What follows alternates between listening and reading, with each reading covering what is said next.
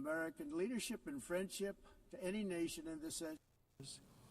Unfortunately, many things in the United Nations are happening just like that, but on an even much bigger scale, much, much bigger. Very sad to see.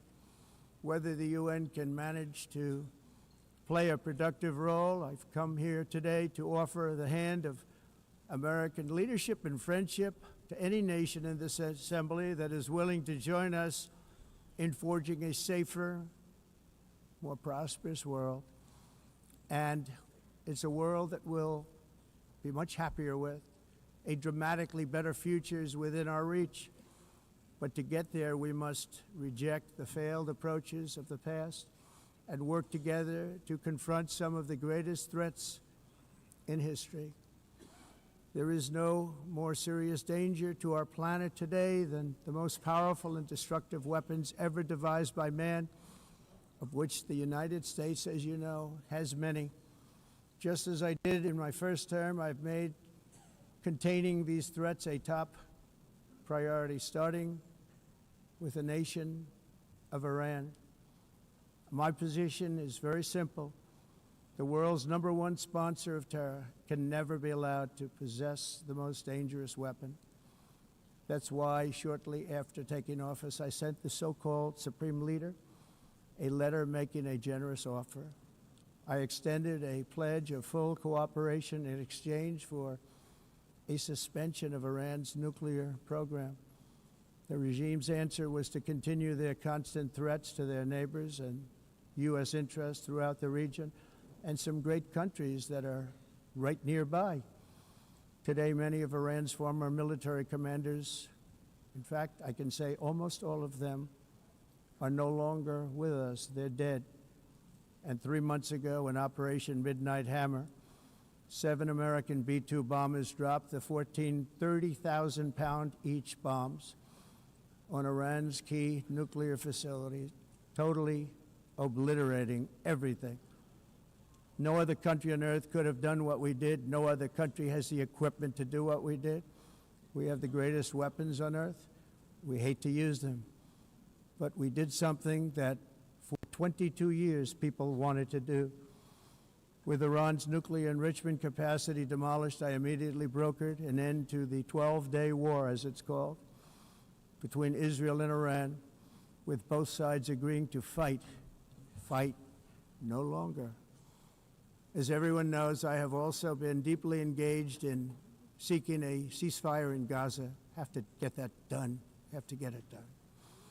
Unfortunately, Hamas has repeatedly rejected reasonable offers to make peace. We can't forget October 7th, can we? Now, as if to encourage continued conflict, some of this body is seeking to unilaterally recognize a Palestinian state. The rewards would be too great for Hamas terrorists for their atrocities. This would be a reward for these horrible atrocities, including October 7th, even while they refuse to release the hostages or accept a ceasefire. Instead of giving to Hamas and giving so much, because they've taken so much, they have taken so much. This could have been solved so long ago.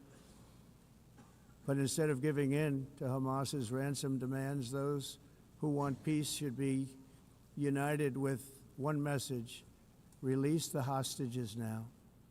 Just release the hostages now. Thank you.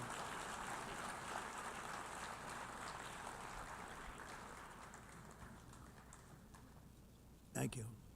As we have got to come together, and we will come together, got to get it done. We have to stop the war in Gaza immediately. We have to stop it. We have to get it done. We have to negotiate, immediately have to negotiate peace. We got to get the hostages back. We want all 20 back. We don't want 2 and 4. As you know, I got, along with Steve Witkoff and others that helped us, Marco Rubio, we got most of them back. We were involved in all of them. But I always said the last 20 are going to be the hardest, and that's exactly what happened. We have to get them back now. We don't want to get back 2, and then another 2, and then 1, and then 3, have this process. No, we want them all back, and we want the actually 38 dead bodies back too. Those parents came to me and they want them back, and they want them back very quickly and very badly. As though they were alive, they want them. They want them every bit as much as if their son or daughter were alive. I've also been working relentlessly, stopping the killing in Ukraine. I thought that would be, of the 7 wars that I stopped, I thought that would be the easiest because of my relationship with President Putin, which had always been a good one. I thought that was going to be the easiest one. But you know, in war, you never know what's going to happen. There are always lots of surprises, both good and bad.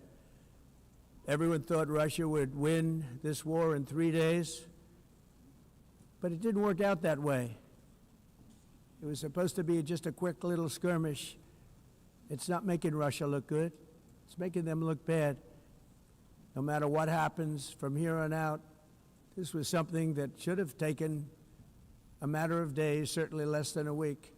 And they've been fighting for 3.5 years and killing anywhere from 5,000 to 7,000 young soldiers, mostly soldiers, on both sides, every single week, from 5,000 to 7,000 dead young people, and some in cities, much smaller numbers, where rockets are shot, where drones are dropped. This war would never have started if I were president. This was a war that should have never happened. It shows you what leadership is, what bad leadership can do to a country. Look what happened to the United States, and look where we are right now in just a short period of time. The only question now is how many more lives will be needlessly lost on both sides. China and India are the primary funders of the ongoing war by continuing to purchase Russian oil. But inexcusably, even NATO countries have not cut off much Russian energy and Russian energy products, which, as you know, I found out about 2 weeks ago, and I wasn't happy. Think of it. They're funding the war against themselves. Who the hell ever heard of that one? In the event that Russia is not ready to make a deal to end the war, then the United States is fully prepared to impose a very strong round of powerful tariffs, which would stop the bloodshed, I believe, very quickly. But for those tariffs to be effective, European nations, all of you are gathered here right now, would have to join us in adopting the exact same measures. I mean, you're much closer to the city. We have an ocean in between. You're right there. And Europe has to step it up. They can't be doing what they're doing. They're buying oil and gas from Russia while they're fighting Russia. It's embarrassing to them, and it was very embarrassing to them when I found out about it, I can tell you that. They have to immediately cease all energy purchases from Russia. Otherwise, we're all wasting a lot of time. So I'm ready to discuss this. We're going to discuss it today with the European nations, all gathered here. I'm sure they're thrilled to hear me speak about it, but that's the way it is. I like to speak my mind and speak the truth. As we seek to reduce the threat of dangerous weapons today, I'm also calling on every nation to join us in ending the development of biological weapons once and for all. And biological is terrible, and nuclear is even beyond, and we include nuclear in that. We want to have a cessation of the development of nuclear weapons. We know, and I get to view it all the time. Sir, would you like to see? And I look at weapons that are so powerful that we just can't ever use them. If we ever use them, the world literally might come to an end. There would be no United Nations to be talking about. There would be no nothing. Just a few years ago, reckless experiments overseas gave us a devastating global pandemic. Yet despite that worldwide catastrophe, many countries are continuing extremely risky research into bioweapons and man-made pathogens. This is unbelievably dangerous. To prevent potential disasters, I'm announcing today that my administration will lead an international effort to enforce biological weapons convention, which is going to be meeting with the top leaders of the world by pioneering an AI verification system that everyone can trust. Hopefully the UN can play a constructive role, and It will also be one of the early projects under AI. Let's see how good it is, because a lot of people are saying it could be one of the great things ever, but it also can be dangerous, but it could be put to tremendous use and tremendous good, and this would be an example of that. Not only is the UN not solving the problems it should, too often, it's actually creating new problems for us to solve.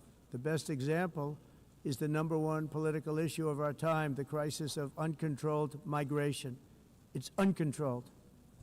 Your countries are being ruined.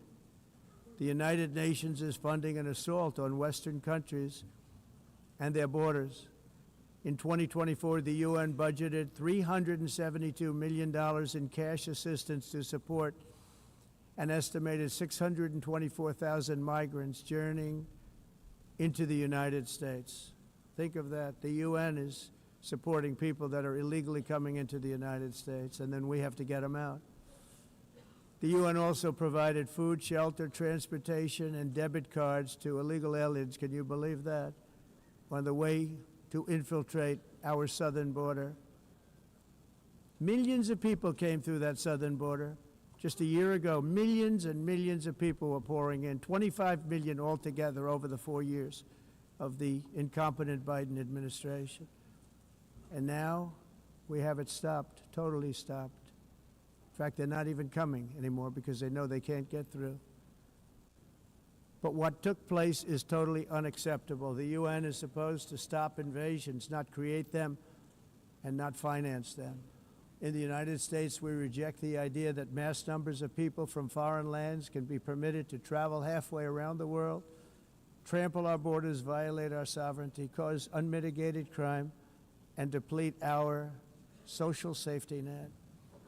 We have reasserted that America belongs to the American people, and I encourage all countries to take their own stand in defense of their citizens as well. You have to do that because I see it.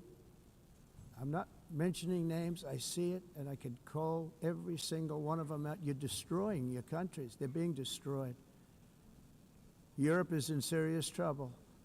They've been invaded by a force of illegal aliens like nobody's ever seen before. Illegal aliens are pouring into Europe. Nobody is ever, and nobody's doing anything to change it, to get them out. It's not sustainable. And because they choose to be politically correct, they're doing just absolutely nothing about it. And I have to say, I look at London, where you have a terrible mayor, terrible, terrible mayor, and it's been so changed, so changed. Now they want to go to Sharia law, but you're in a different country. You can't do that. Both the immigration and their suicidal energy ideas will be the death of Western Europe if something is not done immediately. This cannot be sustained. What makes the world so beautiful is that each country is unique. But to stay this way, every sovereign nation must have the right to control their own borders. You have the right to control your borders, as we do now, and to limit the sheer numbers of migrants entering their countries and paid for by the people of that nation that were there and that built that particular nation at the time. They put their blood, sweat, tears, money into that country, and now they're being ruined. Proud nations must be allowed to protect their communities and prevent their societies from being overwhelmed by people they have never seen before, with different customs, religions, with different everything. Where migrants have violated laws, lodged false asylum claims, or claimed refugee status for illegitimate reasons, they should, in many cases, be immediately sent home. And while we will always have a big heart for places and people that are struggling and truly compassionate, answers will be given. We have to solve the problem, and we have to solve it in their countries, not create new problems in our countries. And we are very helpful to a lot of countries that are just not able to send their people anymore. They used to send them to us in caravans of 25,000, 30,000 people each. These massive caravans of people pouring into our country, totally unchecked and unvetted. But not anymore. According to the Council of Europe, in 2024, almost 50% of inmates in German prisons were foreign nationals or migrants. In Austria, the number was 53% of the people in prisons were from places that weren't from where they are now. In Greece, the number was 54%, and in Switzerland, beautiful Switzerland, 72% of the people in prisons are from outside of Switzerland. When your prisons are filled with so-called asylum seekers who repaid kindness, and that's what they did, they repaid kindness with crime. It's time to end the failed experiment of open borders. You have to end it now.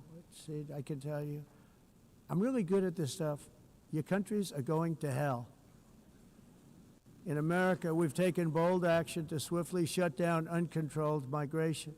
Once we started detaining and deporting everyone who crossed the border and removing illegal aliens from the United States, they simply stopped coming. They're not coming anymore. We're getting a lot of credit, but they're not coming anymore. This was a humanitarian act for all involved, because on the trips up, thousands of people a week were dying. Women were being raped. Nobody's ever seen anything like it.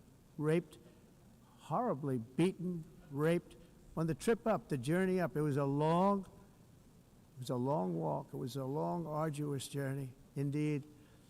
And it was also a historic victory against human trafficking throughout the region. What we did was a victory, and we saved so many lives of people that wouldn't make the journey. That journey was loaded up with death. Loaded up with death. Dead bodies all along the roads of jungles. To get up, they go through jungles, they go through areas so hot you couldn't breathe. They were dying of suffocation, areas so hot that you couldn't breathe. Dead bodies all over. By them not coming, we're saving tremendous numbers of lives. My people have done a fantastic job in doing what they did, and the American public agrees with it. I mean, I was very proud to see this morning I have the highest poll numbers I've ever had. Part of it is because of what we've done on the border. I guess the other part is what we've done on the economy.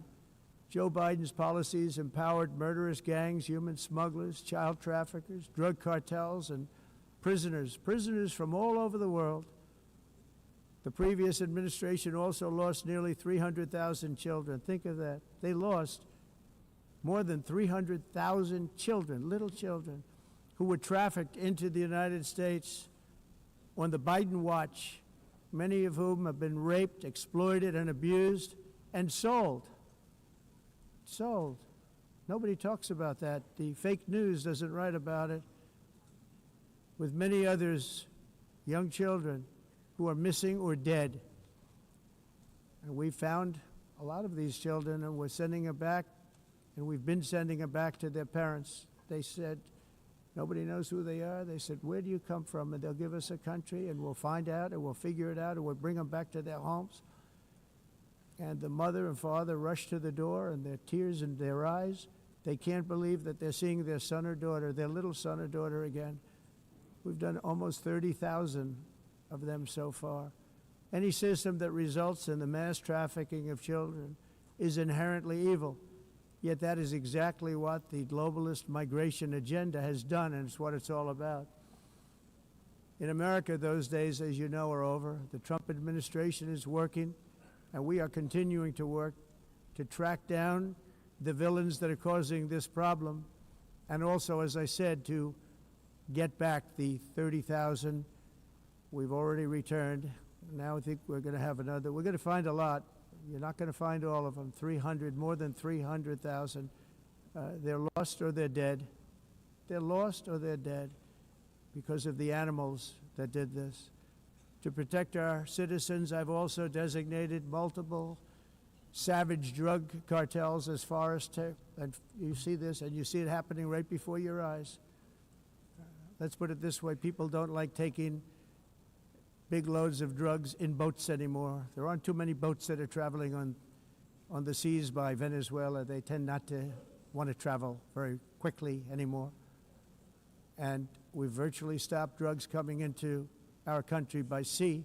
We call them the water drugs. They kill hundreds of thousands of people. I've also designated multiple savage drug cartels as far as foreign terrorist organizations, along with two bloodthirsty transnational gangs, probably the worst gangs anywhere in the world, MS-13 and Tren de Aragua. Tren de Aragua is from Venezuela, by the way. Such organizations torture, maim, mutilate, and murder with impunity. They're the enemies of all humanity. For this reason, we've recently begun using the supreme power of the United States military to destroy Venezuelan terrorists and trafficking networks led by Nicolas Maduro. To every terrorist thug smuggling poisonous drugs into the United States of America, please be warned that we will blow you out of existence. That's what we're doing. We have no choice. Can't let it happen. They're destroying. I believe we lost 300,000 people last year to drugs, 300,000. Fentanyl and other drugs. Each boat that we sink carries drugs that would kill more than 25,000 Americans. We will not let that happen. Energy is another area where the United States is now thriving like never before. We're getting rid of the falsely named renewables. By the way, they're a joke. They don't work. They're too expensive. They're not strong enough to fire up the plants that you need to make your country great. The wind doesn't blow. Those big windmills are so pathetic and so bad, so expensive to operate. And they have to be rebuilt all the time, and they start to rust and rot. Most expensive energy ever conceived, and it's actually energy. You're supposed to make money with energy, not lose money. You lose money, the governments have to subsidize. You can't put them out without massive subsidies. And most of them are built in China, and I give China a lot of credit. They build them, but they very few wind farms. So why is it that they build them and they send them all over the world, but they barely use them? You know what they use? Coal.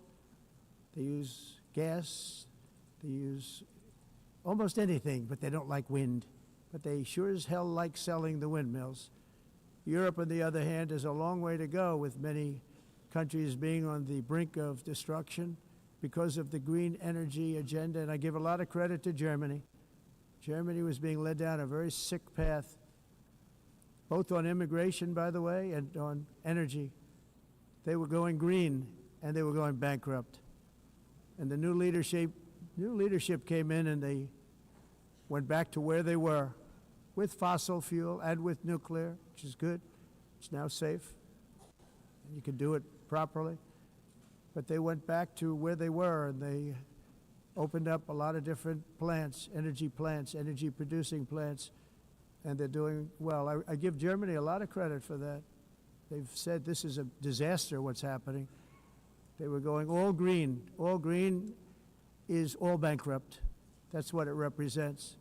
And it's not politically correct. I'll be very badly criticized for saying it, but I'm here to tell the truth. I don't care. It doesn't matter to me. I'm in New York City.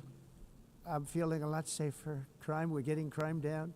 And by the way, speaking of crime, Washington, D.C. Washington, D.C. was the crime capital of America. Now it's a totally, after 12 days, it's a totally safe city. Everyone's going out to dinner. They're going out to restaurants. Your wife can walk down the middle of the street with or without you. Nothing's going to happen.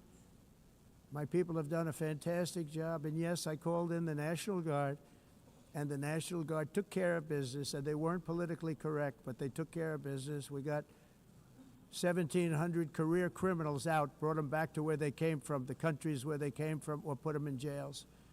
Washington, D.C. is now a totally safe city again, and I welcome you to come. In fact, we'll have dinner together at a local restaurant, and we'll be able to walk. We don't have to go by an armor-plated vehicle. We'll walk right over there from the White House. They've given up their powerful edge, a lot of the countries that we're talking about, in oil and gas, such as essentially closing the great North Sea oil. Oh, the North Sea, I know it so well. Aberdeen was the oil capital of Europe, and there's tremendous oil that hasn't been found in the North Sea. Tremendous oil. And I was with the Prime Minister I respect and like a lot, and I said, you're sitting with the greatest asset. They essentially closed it by making it so highly taxed that no developer, no oil company can go there. They have tremendous oil left, and more importantly, they have tremendous oil that hasn't even been found yet. And what a tremendous asset for the United Kingdom. And I hope the Prime Minister is listening, because I told it to him 3 days in a row. That's all he heard. North Sea oil, North Sea, because I want to see them do well. I want to stop seeing them ruining that beautiful Scottish and English countryside with windmills and massive solar panels that go 7 miles by 7 miles, taking away farmland. But we're not letting this happen in America. In 1982, the executive director of the United Nations Environmental Program predicted that by the year 2000, climate change would cause a global catastrophe. He said that it will be irreversible, as any nuclear holocaust would be. This is what they said at the United Nations. What happened? Here we are. Another UN official stated in 1989 that within a decade, entire nations could be wiped off the map by global warming.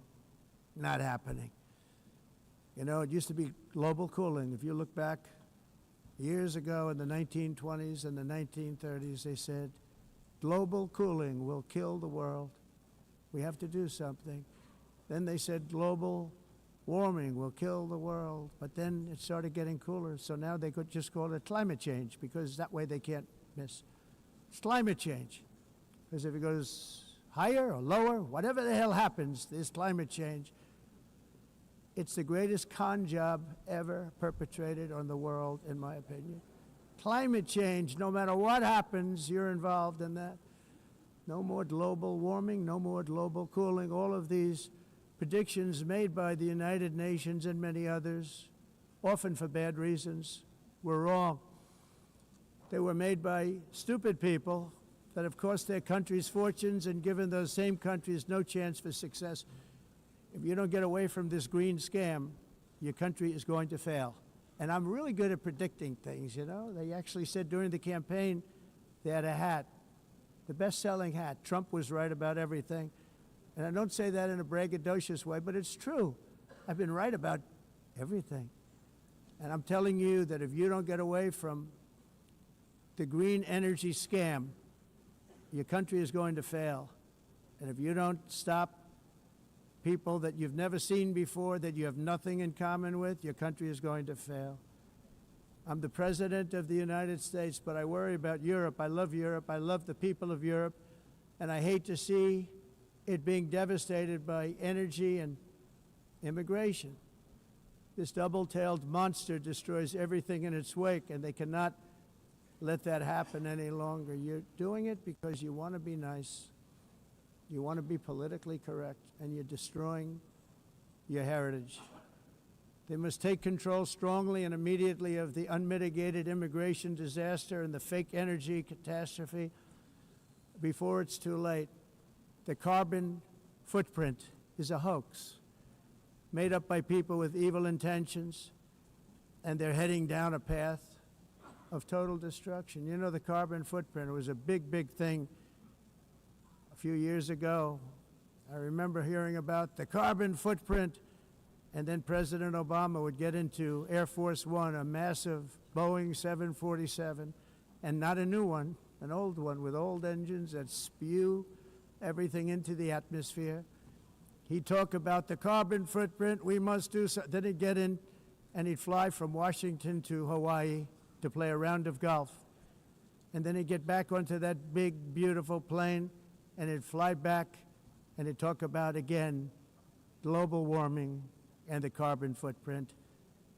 It's a con job. At extreme cost and expense, Europe reduced its own carbon footprint by 37%. Think of that. Congratulations, Europe. Great job. You cost yourself a lot of jobs, a lot of factories closed, but you reduced the carbon footprint by 37%. However, for all of that sacrifice and much more, it's been totally wiped out and then some by a global increase of 54%. Much of it coming from China and other countries that are thriving around China. which now produces more CO2 than all the other developed nations in the world. So all of these countries are working so hard on the carbon footprint, which is nonsense, by the way. It's nonsense. You know, it's interesting. In the United States, we have still radicalized environmentalists, and they want the factories to stop. Everything should stop. No more cows. We don't want cows anymore. I guess they want to kill all the cows. They want to do things that are just unbelievable, and you have it too. But you know, we have a border, strong, and we have a shape, and that shape doesn't just go straight up. That shape is amorphous when it comes to the atmosphere. And if we had the most clean air, and I think we do, we have very clean air. We have the cleanest air we've had in many, many years. But the problem is that other countries, like China, which has air that's a little bit rough, it blows. And no matter what you're doing down here, the air up here tends to get very dirty because it comes in from other countries where their air isn't so clean. And the environmentalists refuse to acknowledge that. Same thing with garbage. In Asia, they dump much of their garbage right into the ocean.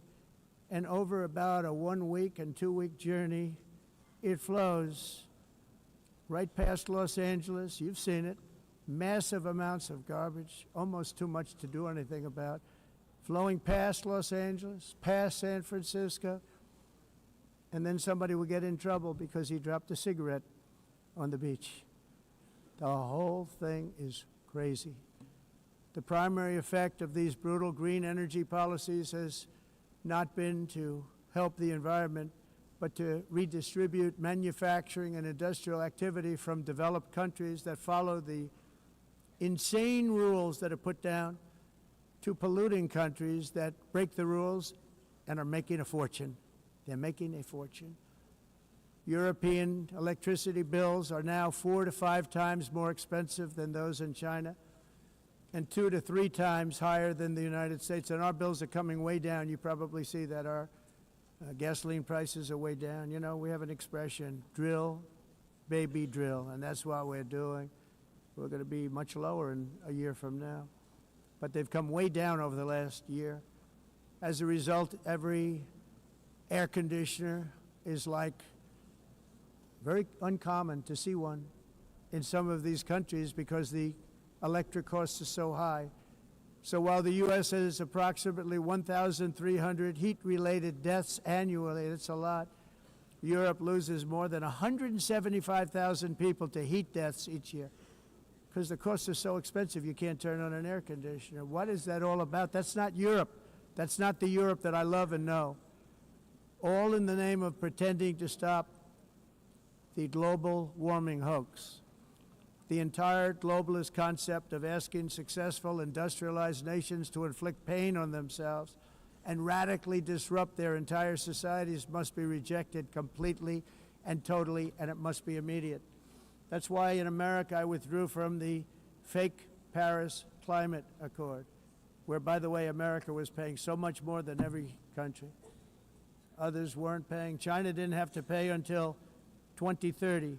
Russia was given an old standard that was easy to meet, a 1990 standard. But for the United States, we're supposed to pay like $1 trillion. And I said, this is another scam. The fact is, the United States has been taken advantage of by the world for many, many years, but not any longer, as you probably noticed. I unleashed massive energy production and signed historic executive orders to hunt for oil, but we don't have to do much hunting because we have the most oil of any nation anywhere, oil and gas in the world. And if you add coal, we have the most of any nation in the world. Clean, I call it clean, beautiful coal. You can do things today with coal that you couldn't have done 10 years ago, 15 years. So I have a little standing order in the White House. Never use the word coal, only use the words clean, beautiful coal. Sounds much better, doesn't it? But we stand ready to provide any country with abundant, affordable energy supplies if you need them, when most of you do. We're proudly exporting energy all over the world. We're now the largest exporter. In the United States, we want trade and robust commerce with all nations, everybody. We want to help nations. We're going to help nations. but it must also be fair and reciprocal. The challenge with trade is much the same with climate. The countries that followed the rules, all their factories have been plundered. It's really sad to watch. They've been broken. They've been broken by countries that broke the rules. That's why the United States is now applying tariffs to other countries, and much as these tariffs were for many years applied to us, uncontrollably applied to us. We've used tariffs as a defense mechanism under the Trump administration, including my first term, where hundreds of billions of dollars in tariffs were taken in. And by the way, we had the lowest inflation, and now we have very low inflation. The only thing different is that we have hundreds of billions of dollars flowing into our country. But this is how we will ensure that the system works for everyone and is sustainable into the future. We're also using tariffs to defend our sovereignty and security throughout the world, including against nations that have taken advantage of former U.S. administrations for decades, including the most corrupt, incompetent administration in history, the sleepy Joe Biden administration. Brazil now faces major tariffs in response to its unprecedented efforts to interfere in the rights and freedoms of our American citizens and others, with censorship, repression, weaponization, judicial corruption, and targeting of political critics in the United States. I have a little problem saying this because I must tell you, I was walking in and the leader of Brazil was walking out. We saw him, and I saw him, he saw me, and we embraced. And then I'm saying, can you believe I'm going to be saying this in just 2 minutes? But we actually agreed that we would meet next week. We didn't have much time to talk, like about 20 seconds. They were in retrospect, I'm glad I waited because this thing didn't work out too well. But we did talk, we had a good talk, and we agreed to meet next week, if that's of interest. But he seemed like a very nice man, actually. He liked me, I liked him. But if you, and I only do business with people I like. When I don't like them, I don't like them. But we had, at least for about 39 seconds, we had excellent chemistry. It's a good sign. But also in the past, Brazil, can you believe this, unfairly tariffed our nation, but now because of our tariffs, we are hitting them back, and we're hitting them back very hard. As president, I will always defend our national sovereignty and the rights of American citizens. So I'm very sorry to say this, that Brazil is doing poorly and will continue to do poorly. They can only do well when they're working with us. Without us, they will fail, just as others have failed. It's true. Next year, the United States will celebrate the 250th anniversary of our glorious independence, a testament to enduring power and American freedom and spirit. We will also be proudly hosting the 2026 FIFA World Cup, and shortly thereafter the 2028 Olympics, which is going to be very exciting. I hope you all come. I hope that countless people from all over the globe will take part of these will be great celebrations of liberty and human achievement, and that together we all can rejoice in the miracles of history that began in July 4th, 1776, when we founded the light to all nations. And it's something really that an amazing thing came out of that date. It's called the United States of America. In honor of this momentous anniversary, I hope that all countries who find inspiration in our example will join us in renewing our commitment, values, and those values really that we hold so dear together. Let us defend free speech and free expression. Let us protect religious liberty, including for the most persecuted religion on the planet today. It's called Christianity. And let us safeguard our sovereignty and cherish qualities that have made each of our nations so special, incredible, and extraordinary. In closing, I just want to repeat that immigration and the high cost of so-called green renewable energy is destroying a large part of the free world and a large part of our planet. Countries that cherish freedom are fading fast because of their policies on these two subjects. You need strong borders and traditional energy sources if you are going to be great again. Whether you have come from north or south, east or west, near or far, every leader in this beautiful hall today represents a rich culture, a noble history, and a proud heritage that makes each nation majestic and unique, unlike anything else in human history or any other place on the face of the earth. From London to Lima, from Rome to Athens, from Paris to Seoul, from Cairo to Tokyo and Amsterdam to right here in New York City, we stand on the shoulders of the leaders and legends, generals and giants, heroes and titans who won and built our beloved nations, all of our nations, with their own courage, strength, spirit, and skill. Our ancestors climbed mountains, conquered oceans, crossed deserts, and trekked over wide open plains. They charged into thunderous battles, plunged into grave dangers, and they were soldiers and farmers and workers and warriors and explorers and patriots. They built towns into cities, tribes into kingdoms, ideas into industries, and small islands into mighty empires. You're a part of all of that. They were champions for their people who never gave up and who never, ever gave in. Their values defined our national identities. Their visions forged our magnificent destiny. Everybody in this room is a part of it in your own way. Each of us inherits the deeds and the myths, the triumphs, the legacies of our own heroes and founders who so bravely showed us the way. Our ancestors gave everything for homelands that they defended with pride, with sweat, with blood, with life, and with death. Now the righteous task of protecting the nations that they built belongs to each and every one of us. So together let us uphold our sacred duty to our people and to our citizens. Let us protect their borders, ensure their safety, preserve their cultures, treasure, and traditions, and fight, fight, fight for their precious dreams and their cherished freedoms.